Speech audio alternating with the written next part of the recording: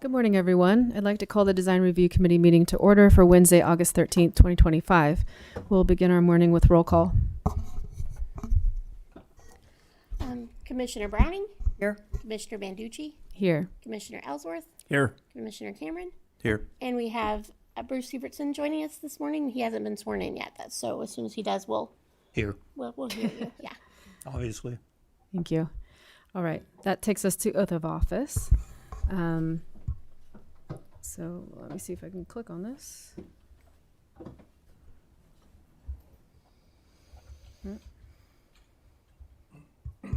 I have a hard copy right here. Yeah, that'd be helpful. It's not popping up. No. Oh, I had to download it.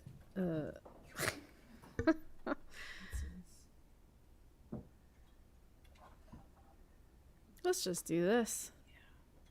Bruce, can you pronounce your last name? I pronounce it Severtson, Severtson. Thank you. but my students used to say a lot of interesting Okay. things. Okay. Severtson. Okay. Great. Let's do this. So I will read this for you, and you can just acknowledge it. Yes. Okay.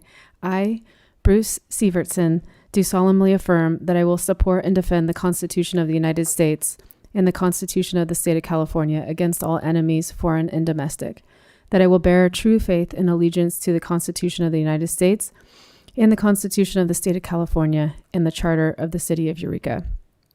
That I take this obligation freely, without any mental reservation or purpose of evasion, and that I will well and faithfully discharge the duties upon which I am about to enter in the capacity of committee member for the Design Review Committee of the City of Eureka. I so affirm. Thank you. And we will sign this at the end of the meeting. Okay. Very good. All right. That rounds out item B. So item C, approval of the minutes. These are from June 25th, 2025. Has the committee had an opportunity to review those? And if there are no changes, do we have a motion to approve? I move to approve. Second. All right. We have a motion and a second, and the committee will now vote. Committee Member Browning? Aye. Committee Member Ellsworth? Yes. Committee Member Cameron? Abstain. Okay, and Chairwoman Banducci? Aye. Thank you. We're not going to have you vote because you weren't here. Correct. So motion still carries with 3 of you. Great. Thank you. All right. Item D, public hearings. There are none. That takes us to item E, public hearings, new. Our one item under this section is Happy's Car Wash, located at 2431 Broadway. This is design review application DR-25-1. The recommendation is to hold a public hearing and adopt a resolution finding the project exempt from CEQA and conditionally approving the project. And we'll let Sam run us through the report. Thank you. Right. Hello, members of the Design Review Committee. I'm Samuel Grifford, Assistant Planner with the City, and I'm here to present the proposed Happy's Car Wash for your consideration. So here's a bird's eye view of the project location in the city, marked by the yellow star. The proposed development is located at 2431 Broadway on the southwestern side of town, not too far north of the Pacific Plaza housing In-N-Out, with the recent Starbucks and Wingstop development neighboring to the north. The subject property is located in the Service Commercial Zoning District, where the proposed use, vehicle cleaning, and repair is principally permitted. The property is 45,237 square feet, or just over an acre in size. It's accessed from Broadway, which it fronts to the west. The property is mostly flat along its western edge and located at the base of a bluff, also referred to as a former coastal marine terrace. Along the eastern edge, the elevation rises sharply by about 40 feet, with Fairfield Street situated at the top. All proposed development is on the relatively flat portion, similar to the Starbucks to the north that you can see there. So, the applicant, Agent Rebecca Raymond of HFA AE Limited, on behalf of Happy's Car Wash, proposes to demolish the existing structure at 2431 Broadway and construct a car wash. The proposed development includes a 4,272 square foot building with a drive-through tunnel washing area, equipment room, and office. Additional improvements include 28 parking spaces with vacuums and cleaning amenities, 2 147 square foot noise dampening enclosures for the vacuum equipment, a 246 square foot waste enclosure for the dumpster, a 168 square foot storage building, short-term bicycle parking, a wraparound lane for car wash access, and landscaping. And then additional permits post-design review include a lot line adjustment to move the parcel boundary 3 feet to the south, and a sign permit for future signage at the front of the building. So, showing the layout of the site, we have the main tunnel washing building, the parking with the vacuums in blue, the vacuum enclosures themselves, the waste enclosure, storage building in the rear, and then the pending lot line adjustment highlighted to the south. So here's a rendering of the car wash as seen from Broadway. That building to the far left is the existing Starbucks and Wingstop development. So design review is required for this development as it is a new building over 500 square feet in size in a mixed-use zoning district. Design review is limited to evaluating the street-facing aesthetic aspects of the development based on the design review criteria, and the committee cannot require changes to features that comply with mandatory zoning standards like setbacks or building height. In this case, the street-facing aspect of the development is the exit of the car wash, positioned this way to facilitate the exit of customers and funnel noise away from neighboring residential zone upon the bluff to the east and southeast along Fairfield. So this slide is to highlight the required architectural features as prescribed by Eureka Municipal Code Section 155.312.050. So the front facade meets the requirement for cladding materials, which is met when at least 40% of the street-facing building wall surface is covered in concrete tile, stone, ceramic, high-grade metal, or some other similar material, as highlighted here. Roughly 60% of the facade is covered in a combination of aluminum composite paneling and pre-finished metal coping, denoted on the legend as ACM 1 and 2 and MT 1, 2, and 4. So in addition to meeting the requirement for cladding materials, the facade also meets the requirements for horizontal articulation. As highlighted here, the columns framing the exit protrude 2 feet, and those, along with the column created by the termination of the orange awning on the right side there, combine to cover 27% of the length of the facade, which is slightly over the requirement of 25% for horizontal articulation. And then I'd also like to bring to your attention, I made an error when going through the design standards here. There is a blank wall in the front that's over 10 by 10. It's that big blue area at the top. The intent was for signage to cover that, and that is actually not allowed by code. So we've included a condition to require them to address that, either through a change of material, lowering the parapet, or some other method. So, as discussed in the staff report, the proposed development meets all the requirements of the zoning code, aside from the wall, as conditioned, and no referral comments were received to indicate the project as conditioned would be detrimental to the public health, safety, or welfare, or materially injurious to the properties or improvements in the vicinity. Also, as discussed in the staff report, staff have found the project complies with all applicable design review criteria in Eureka Municipal Code Section 155.412.040J. So staff's recommendation is that we hold a public hearing and that the committee adopt a resolution finding the project exempt from CEQA under the Class 32 Infill Development Project categorical exemption and approving with conditions, including the new condition regarding the wall. I have a suggested motion on the next slide, but we'll stop to allow for discussion. Thank you for your time. Staff and a representative of Happy's are available to answer any questions. Thank you, Samuel. Go ahead. I just want to clarify that they could meet the blank wall standard or remove it by lowering that roof parapet about a foot. So, Okay. yes. And we have I have a slide at the very end showing what is allowable to break up a blank wall and what is not allowable that we can refer to later. Okay. Very good. But yeah, I think they just need to lower it a foot when looking at it. So I don't think we need to go into having different materials on there. They just need to lower the height of the parapet. Okay. Thank you for the report. I'm going to open it up to the committee for discussion. Any questions for city staff? I have a question. It probably will be more appropriate to ask the applicant, but the roll-up door in the front is, how long is that open? How many hours, or is it open 24 hours a day? As I said, it may be more appropriate later on when the applicant is up. Yeah, Samuel, why don't you share the hours of operation that we learned? So we have the hours of operation for the business will be 8 a.m. to 7 p.m. And then in winter, when it gets darker earlier, they're anticipating 8 a.m. to 6 p.m. And so it'll be staffed Yes. at all that time. Okay, thank you. Okay. Any other questions for staff from the committee?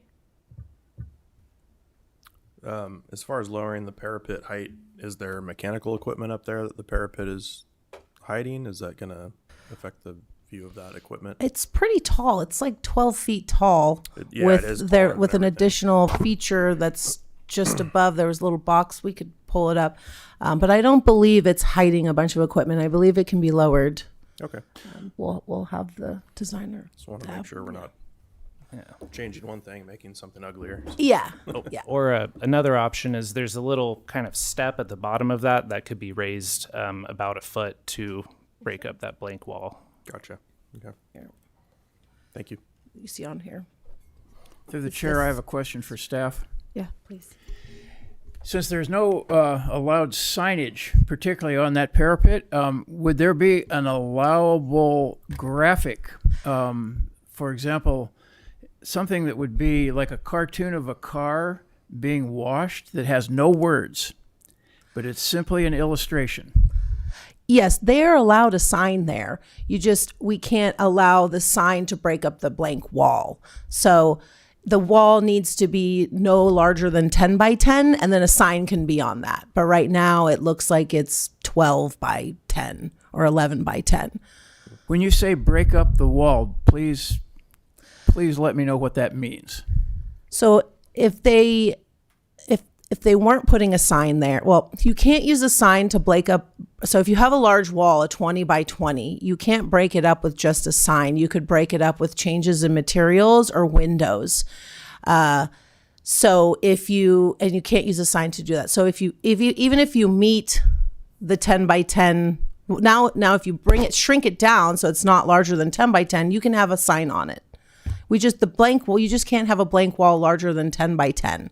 And if it's larger than 10 by 10, putting a sign on it doesn't break it up. You would have to do a change of material or some sort of architectural detailing. Has to be a more permanent architectural feature. Correct. Exactly. Basically. Yes. Thank you. I'm still unclear on the term break it up. Yeah. Let me get the slide back up. Oop. Why is this not? Okay. So this is a big blank wall. So I believe from the top of this architectural feature right here to the top is 11 feet tall. So this is one material up here. So if they wanted to keep it this tall, they would need to raise this feature right here. Do you see my mouse pointing to it? They could raise that a foot. Now, between the top here and this wall, it's not 10 feet anymore, or it's not 11 feet anymore. It would be 10. I understand that. I'm just not clear on the term. Okay. If I can. We just want to make sure that there's no blank wall. See how this is a blank wall? And it's the same material. The code requires that you can't have a wall with the same material larger than 10 feet by 10 feet. And I understand that. I'm still not clear, but I think I'll let it pass because it's a moot point. okay. Okay. Any other questions from the committee? Yeah, I have a question. Where does all this water after the cars are washed go? the soapy water? Does it go into the bay? What happens?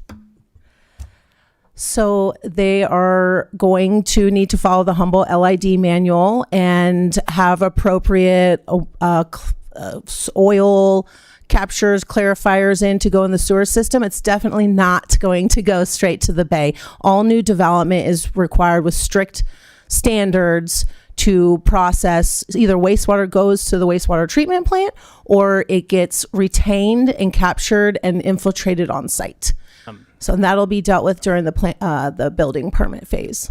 There will also be a type of like water reclamation or recycling device for the used water from the tunnel that is being included in that. Okay.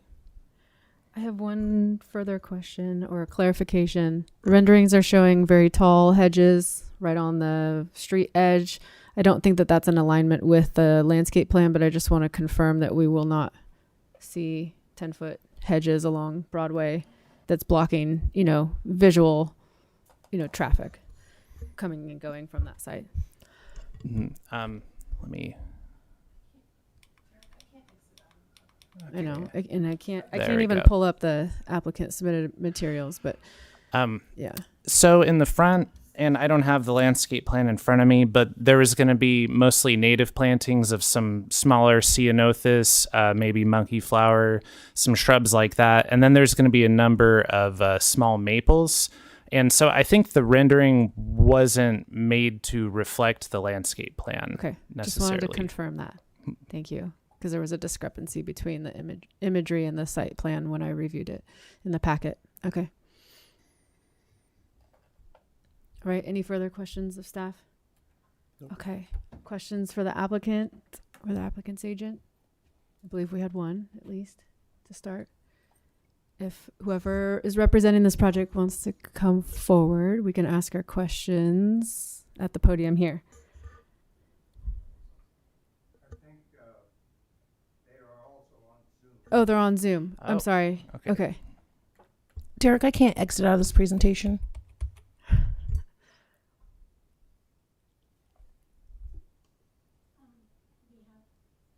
There we go. There's also some people on Zoom that may, if the applicant is there, could you unmute them, Alex? Thank you. Good morning, Alex. Hi, good morning. This Hi. is Alex from Happy's Car Wash. Thank you. One of our committee members has a question for you. We're hoping you can address this morning, and I'll let Bruce reinstate that question. Well, actually, I have a couple of questions, and one is, are you proposing to put a sign on the front of the building? We are proposing signage. We are working with Mr. Griffin on the signage allowances. I think once we resolve this issue with the parapet heights, we'll submit a sign package, and we generally like to max out our allocated signage. So yes, we will put signage on the building parapet or building tower. Does that come back to design review? Yes, so they Okay. had proposed a very large sign and it was too large for an administrative sign permit. So we told them that they could apply for a creative sign permit. So they took the signage off the building so they could at least get through design review for the building. And yes, if they propose a sign larger than what's allowed, it will need to be creative and it will come back before you. Okay, thank you. That was what I figured probably was going to occur. And a second question about the signage, is it permitted to put a sign on the side of the building as well as on the front of the building within the Yes. size? Yeah, signage is allowed on any building wall that fronts a parking lot, a street, or a pedestrian walkway. Okay, just a comment about the landscaping. When you mentioned that it might have maples, Yeah, it was Amur maple. like a Japanese maple, or Similar. I think they're supposed to max out at roughly 15 to 20 feet and will probably be trimmed accordingly. well, I live on 7th, down at 7th and P, and in case anybody wants to come for a party tonight or something, that's too close to the bay. 7th and P is too close to the bay for maples to really survive, particularly a Japanese maple. in my front yard never grew. And then I have a series of maples down the side, and the first one struggles, and then as they get further down away from the bay, they get better. So that's just a suggestion, a hint of some kind. And then I had a question about the hours of operation, which I was told, and my concern here is particularly about the trash containers, the receptacles that are apparently on the poles or on the ground right next to the poles. Mm-hmm. Are they metal? I can answer that. Yes, those trash receptacles are metal. They're round, and we have a plastic liner inside. Those trash receptacles are for the guests. They can, as they're cleaning their car, they'll toss whatever trash into that receptacle. And then we have a vacuum host. This person empties these trash cans throughout the day into the enclosed dumpster. Okay, that was what I anticipated. The problem with them not being metal is we see around town occasionally somebody accidentally sets one on fire, and then the trash container burns all the way down to the ground, and a cigarette or something like that could cause that kind of problem. So thank you very much.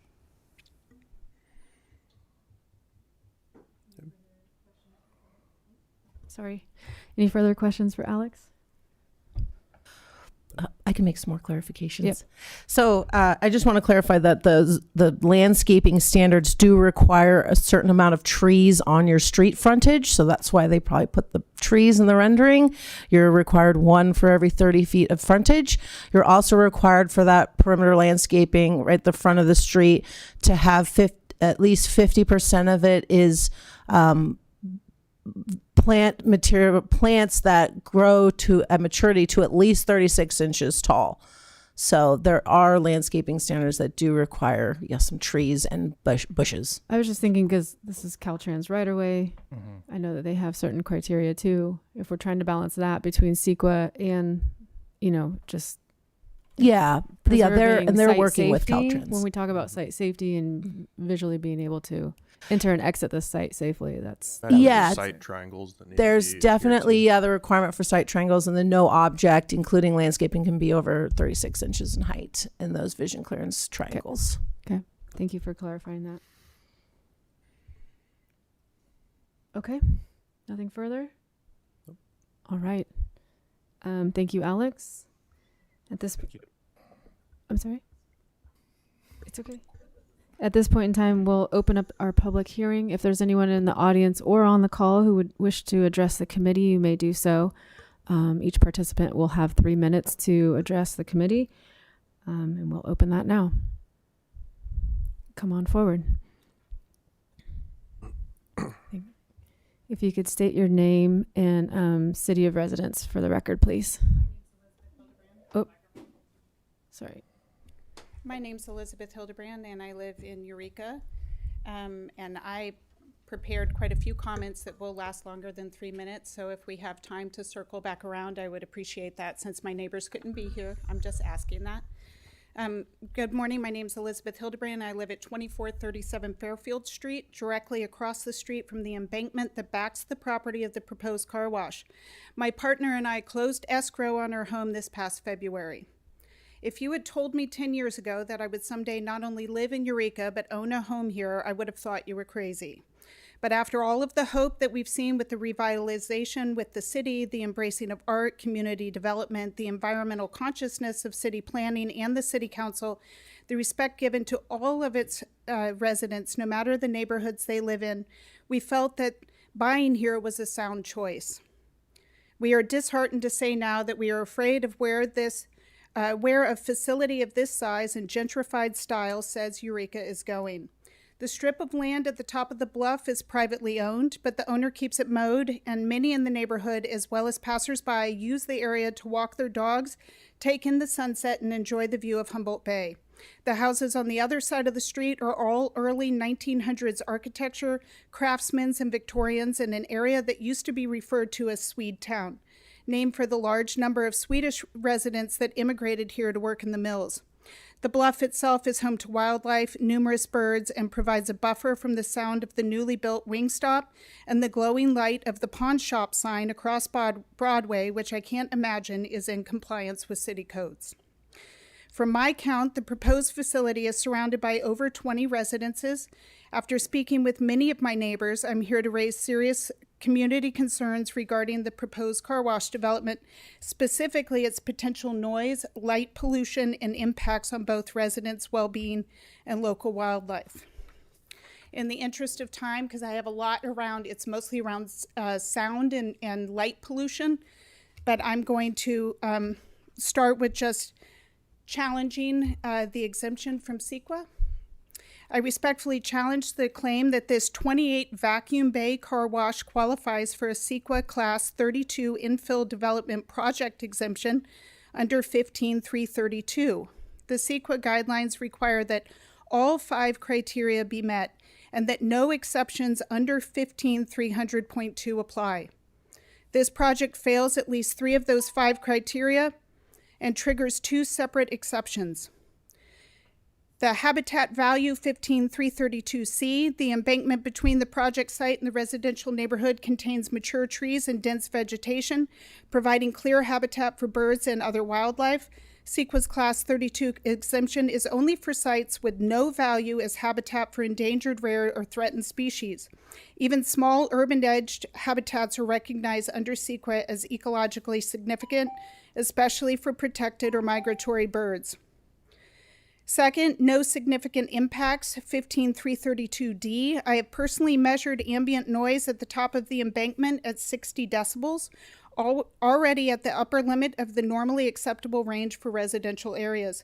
Adding mechanical noise from 28 vacuum bays, the drive-through wash, and increased vehicle traffic will inevitably cause noise levels to exceed this threshold, constituting a significant impact. This alone disqualifies the exemption. Third, exceptions 15300.2, unusual circumstances. A facility of this size and intensity directly abutting residences, even if the pad is 40 feet below, creates unusual circumstances with a reasonable possibility of significant noise, light, and traffic impacts. And the location exception, the presence of vegetated habitat bordering a residential neighborhood elevates the site's environmental sensitivity. In conclusion, CEQA 15332 is designed for small, low-impact projects in already developed areas with no habitat value and no significant environmental effects. This proposal does not meet those standards. A full initial study must be conducted to assess noise, light pollution, traffic, and biological impacts before any approval is granted. Eureka City Council Handbook and Strategic Visioning both point to its broader vision to be a historic city embracing the future while honoring its natural and cultural heritage, where safety and inclusivity and innovation converge to create a vibrant and thriving community while balancing future growth with the preservation of Eureka's historic and cultural assets. I do not see how a facility of this size, bordered by so many residential and historic homes, meets this vision. We're not opposed to thoughtful development, but residents deserve assurance that our quality of life, our local wildlife, and the peace of our neighborhoods will not be sacrificed in the name of capitalism. Thank you for your thoughtful consideration of the possible effects of this proposed plan for development on our neighbors and community, both human and animal. All right, thank you. Thank you.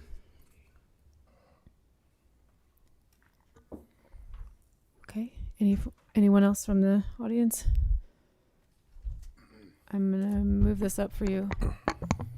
Oh, fancy. I know. Thank you. Do that. JB Mathers, live in Eureka, California, and also the agent for Happy's Car Wash. And I've done some business with this company. They also did the Premier Oil Stop on Broadway, which was an improvement from the old, I think it was Merv's RV shop, or the old one there on Broadway by the, movie theater.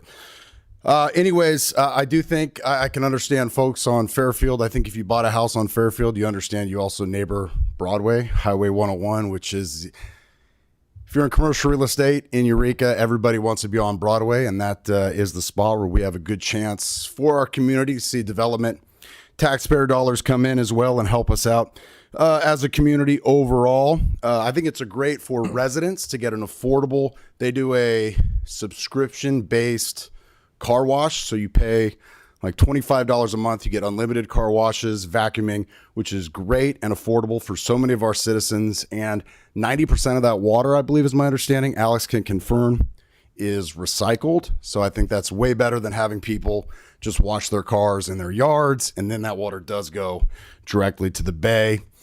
And again, just encouraged for development. I think about that area of town. The old Pine Motel was there. I got a chance to represent the developers next door. I think that's been a big improvement from what used to be there. And right now we've just got an old dilapidated building, which much needs to be improved in an area for us as a community to take a step forward for services for residents and for our tourists and visitors who visit our community. Thank you. Thank you. Any further comments?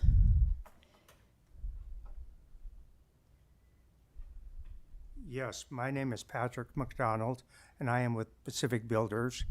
And I am also working with Happy's Car Wash on this project. And all the issues that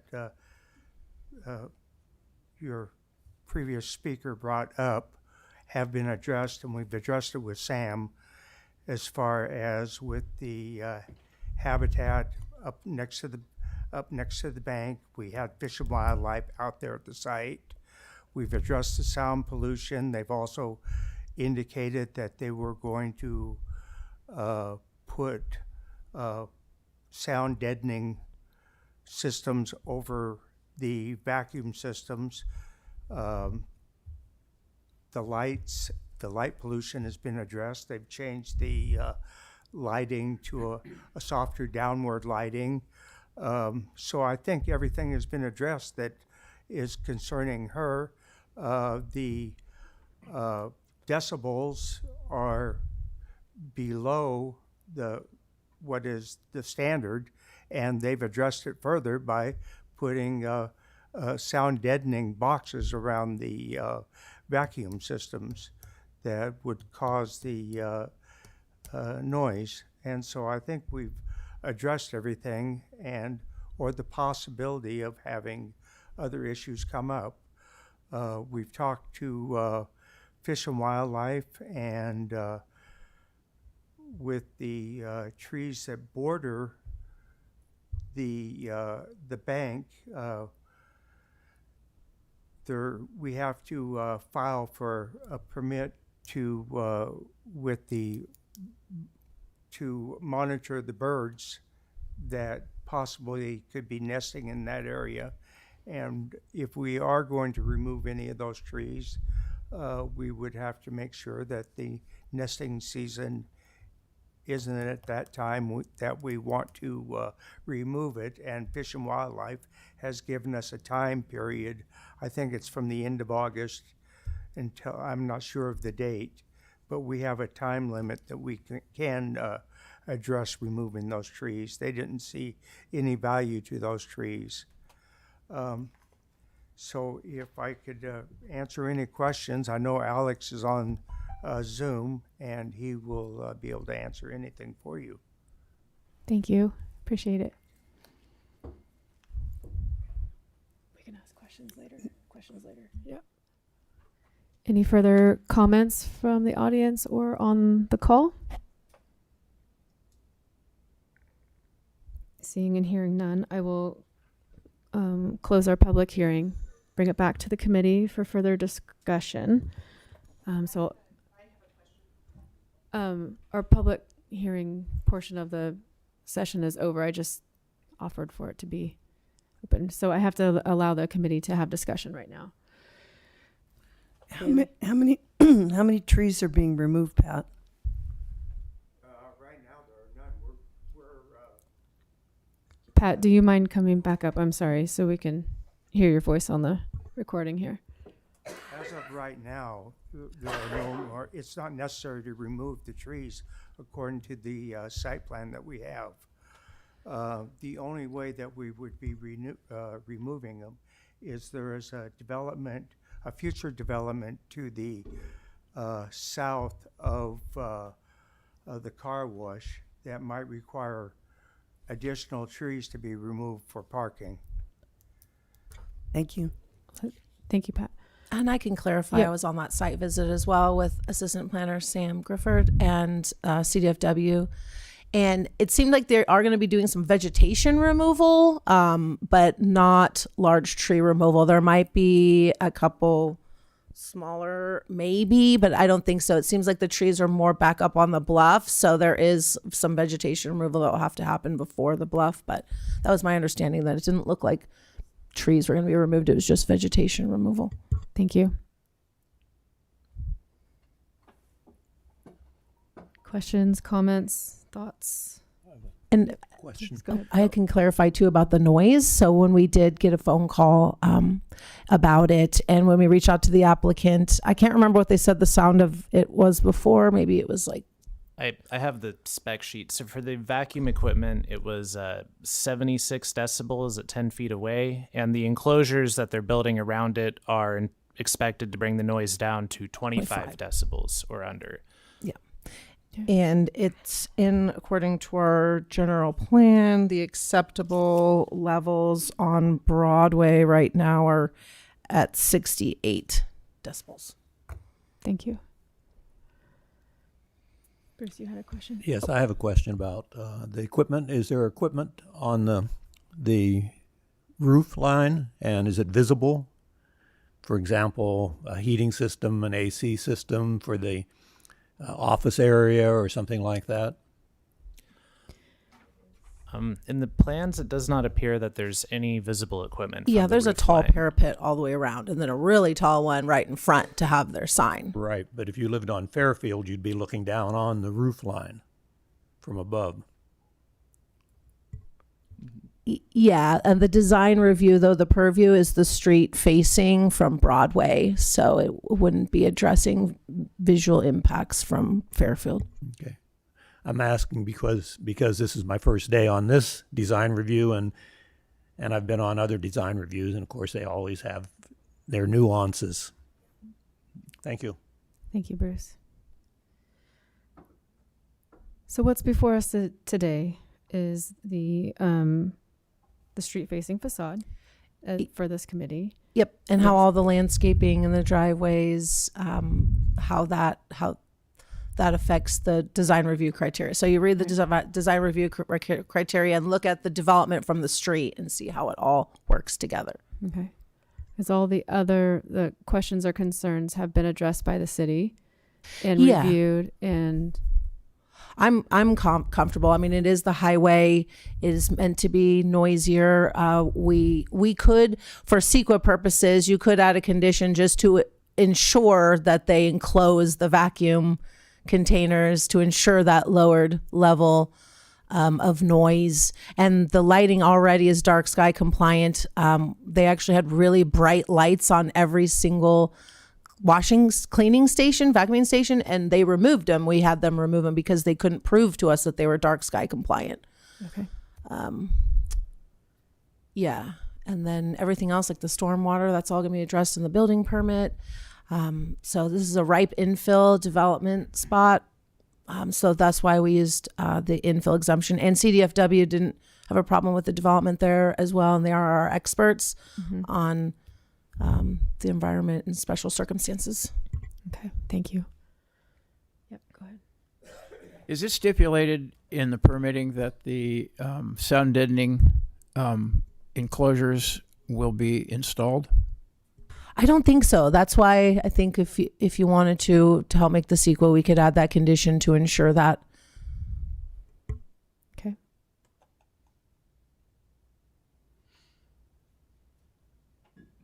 How would you phrase that? We can bring up the motion now. So let's see. I would just say, because we have a new condition, right, to make sure that parapet isn't a blank wall. In addition, another condition to ensure the vacuum containers are enclosed to damper the noise down to 25 decibels. Before we do that, I want to maybe here. Was it the designer, Alex? Was that from the design team? Or the applicant. Yeah. Just if reducing that parapet height to a foot is gonna, still work aesthetically in their minds, and how that impacts the other two facades that are adjacent or adjacent to it. So we didn't get clarification on that yet. If we were gonna make a condition to reduce that parapet. Oh yeah, you'll be fine. But Alex, I guess if you want to speak to that and that recommendation. We can reduce it by 1 foot, and that will not be a problem. Okay. Thank you. And while you're there, I have a couple of other questions. It was mentioned by one of the audience attendees that there's going to be a $25 membership fee if you want unlimited access to this, but it's going to be open to the public as well, correct?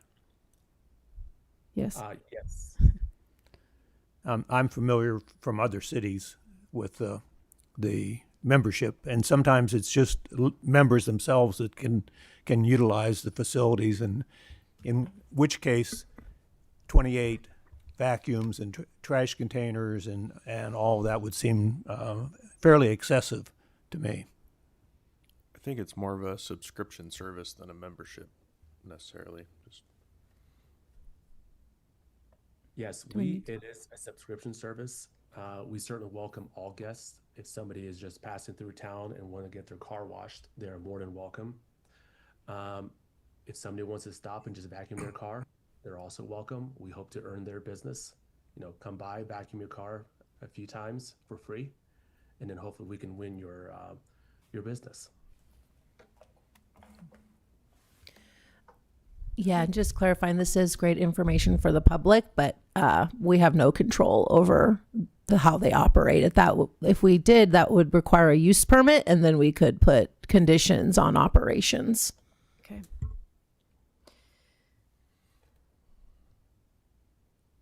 Okay. So before us, we have the facade, landscaping, site plan.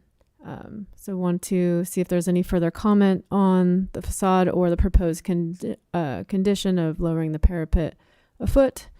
And then there could also be a condition about the noise. Enclosing the vacuums. Yes, thank you. I lost all my stuff. So any further comments or questions regarding what's before us today? So when you take that parapet down a foot, will it look exactly the same? I think it's as just a in the reduction. rendering? Yeah. Okay. But just a foot shorter. Okay. I'm sorry, our public comment period is closed. I understand. I just have a question because you're talking about the noise dampening, and that's one of our major concerns. It sounds like you have the light pollution is a consideration, but then what is the process for the neighboring community to file a complaint if the noise goes above that? Yeah, you can definitely contact development services or in code enforcement. Code enforcement is in development services. Yeah. Mm-hmm. Thank you. And if they're in violation of their condition, then there is a process for permit revocation, but this is, I believe they're going to be able to meet the dampening requirements. You're our representative. Yes, I work in the planning department. Yep. And for my own edification, again, this permit is yes. Sorry. Yeah, it's design review, but not a use permit. But for CEQA, right, we do want to make sure there's no significant impact on the environment. So it is appropriate to tack on a condition for the noise if we're worried that it's going to be a significant impact. But there are thresholds in the general plan. So we would follow those thresholds when evaluating noise impacts. The word I was looking for is appealable. Yes, and the decision is appealable to the planning commission, which then can be appealable to the city council. I believe that was probably answered a question out there.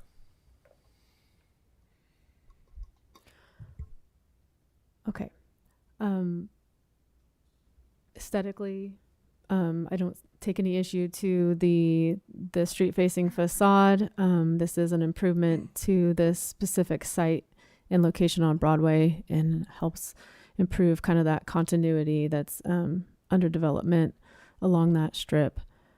So I take no exceptions to the street facing facade at this time. Any further comments or questions? Do we have a motion? Are we going to add the? Yeah, I brought it up. Even though this is our modification, then you'll have to add another condition. Yeah, you could For just the- add the condition, the noise whatever condition enclosure. you want to Do add. you add that before we vote? You could, yeah, you're going to want to read this motion and then add and ensure the vacuums are enclosed to dampen the noise.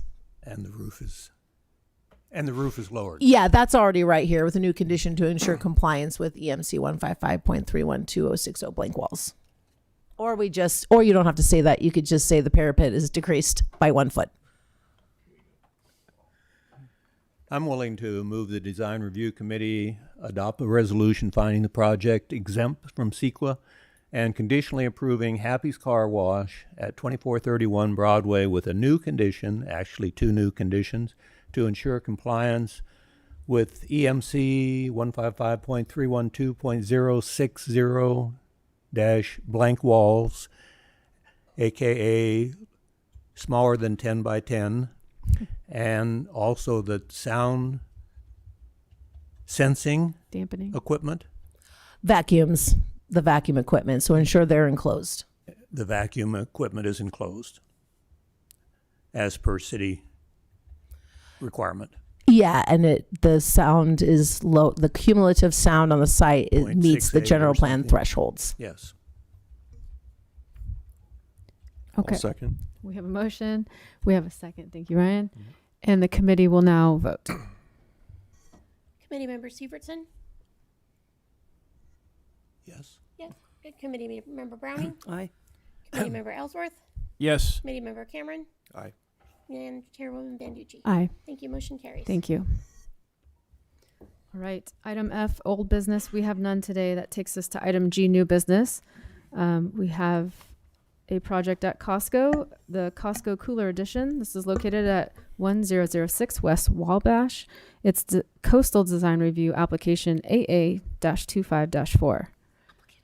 The recommendation is to adopt a resolution finding the project exempt from CEQA and conditionally approving the application. And staff will run us through the report. Hi, good morning, committee members. I'm Assistant Planner Gonzalez, and I'll be presenting the Costco Cooler Edition at 1006 West Wabash Avenue. Here's an overview of the project location. The subject property is located in the coastal zone portion of the city, near the city's central waterfront and industrial area. The property is within the CS Service Commercial Zoning District, and it is within the Coastal Design Review area. So zooming in, the 9.39 acre site is outlined in red, is located on the northwestern corner of West Wabash Avenue and Short Street, and includes a 116,018 square foot warehouse retail building, a 5,184 square foot tire center, and a gas station. The applicant proposes to construct a 3,116 square foot dairy and produce cooler addition, as pointed out by the red arrow, along the north-facing building facade. The addition is approximately 90 feet by 34 feet, and it will be constructed directly west of and in a similar design as the existing approximately 114 by 36 foot tire center. Here's a street view of the current conditions. Here's an elevation of the proposed project. The applicant proposes to match the existing design with a metal accent band and pre-finished metal wall panels, as well as a concrete masonry unit along the lower 8 feet of the addition. In order to approve the building addition, the Design Review Committee must find the improvement is not ugly, inharmonious, monotonous, hazardous, or detrimental to property or improvements in the vicinity. Staff believe all the required findings to approve the design review permit can be made and are included in the staff report. And for these reasons, the recommendation is to hold a public hearing and adopt a resolution finding the project is exempt from CEQA and conditionally approving the application. I have a suggested motion when you're ready, but we'll stop screen sharing until then. I'm not sure if the applicant is online or not, but I'm here to answer any questions if you have any. Great. Thank you very much. All right. We'll open it up to the committee for questions for staff. I have none. I have a question. This is going to remove a number of parking spaces. Does it impact the required parking for? No, they're well above their. I figured they were, but Yeah. I've never been there when it's been fully filled. Thank you. Okay. Any other questions for staff? No. Okay. All right. I will open it up to a public hearing. Sure, there's no one in the audience remaining. Anyone on the call? Looks like all city staff. Yeah. Okay. I will close the public hearing and bring it back to the committee for further discussion or a motion. I take no exception to the design or the it all matches. I'm glad they match the design of the building. It looks clean. Yeah, they didn't do anything out of the box. Yeah, it's literally a box. Yeah. Okay. All right. Is there a motion? I move to approve the project at Costco. Second. Do you want them to read the actual motion?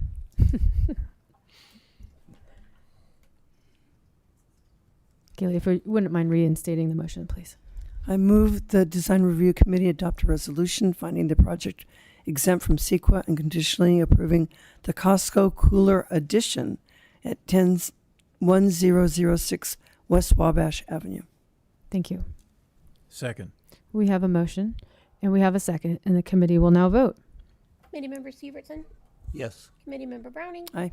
Committee Member Ellsworth, Yes. Committee Member Cameron, Aye. and Chairwoman Banducci. Aye. Thank you. Motion carries. Thank you.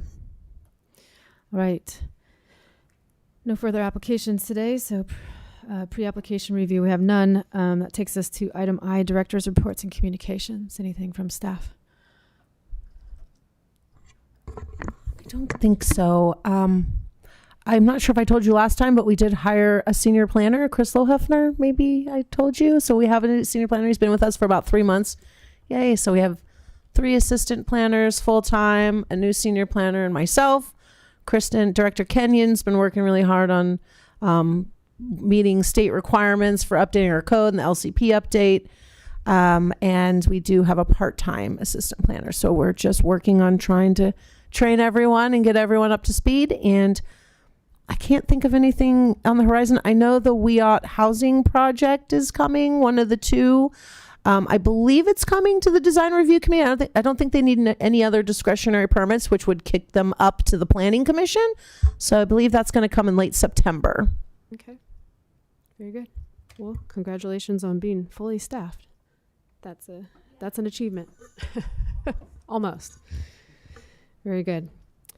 Okay, other reports and communications, probably none. Okay, so item K, oral communications. This section of the meeting provides committee members and the public an opportunity to address the design review committee on any subject not appearing on the agenda. Anything from the committee? Things that we have nobody in the audience. I think we can move on from that one today too. With that, I will adjourn our meeting and we'll be back here when we have new applications. Thank you. Thank you.